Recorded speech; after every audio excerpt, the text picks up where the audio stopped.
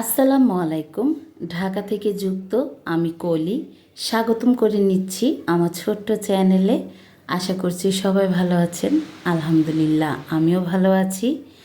তো এই যে সকাল থেকে ভিডিওটা শুরু করলাম। সকালবেলা নাস্তা খেয়েছি, নাস্তা খেয়ে মেয়েকে মাথায় এই যে চুলে আমলখির রস দিয়ে দিতেছি। আমলখি ব্যালেন্ড করে রস করে নিছি, তো এই যে রস দিয়ে দিচ্ছি। আমলখির রস দিলে ভালো, চুল পড়ে না, চুল কালো হয়। তো যাই হোক, সকালবেলা মেয়েকে এগুলো দিয়ে দুপুরে আবার রান্না শুরু করে দিলাম। আর এই যে গরুর মাংসর কথা আর কী বলবো, এখন তো ঘরে ঘরে গরুর মাংস। তো এখন বেশিরভাগ মাংসই রান্না করা হয়। একদিন মাছ রান্না করলে আরেকদিন মাংস রান্না করা হয়। তো এখানে আমি এই যে পেঁয়াজের বেরেস্তা করে নিয়েছি। মানে যখন একটু লাল লাল হয়েছে, পেঁয়াজটা বেরেস্তা হয়ে গেছে, তখন আমি একদম মাংস সব মশলা টশলা একসাথে দিয়ে দিছি।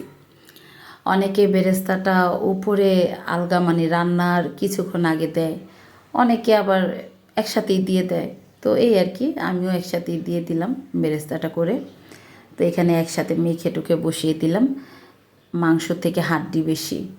তো যাই হোক, আমার ঘরেও কিন্তু হাড্ডি বেশি।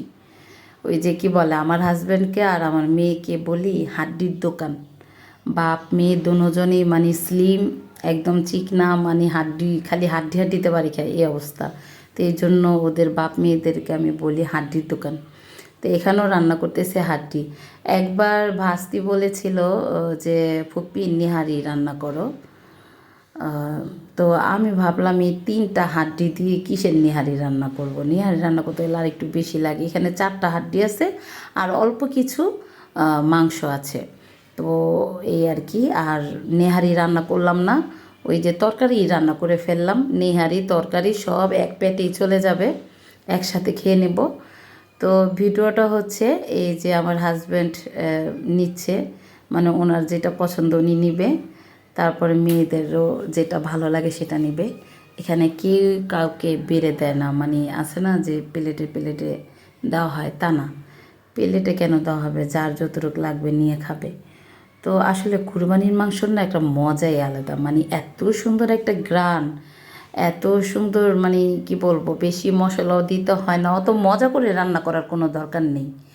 কুরবানির মাংস এমনিই মজা হয়, একদম ফালায় ছড়ায় রান্না করেন, যেইভাবেই রান্না করেন, মানে খুব টেস্ট হয়। তো আল্লাহর একটা নিয়ামত।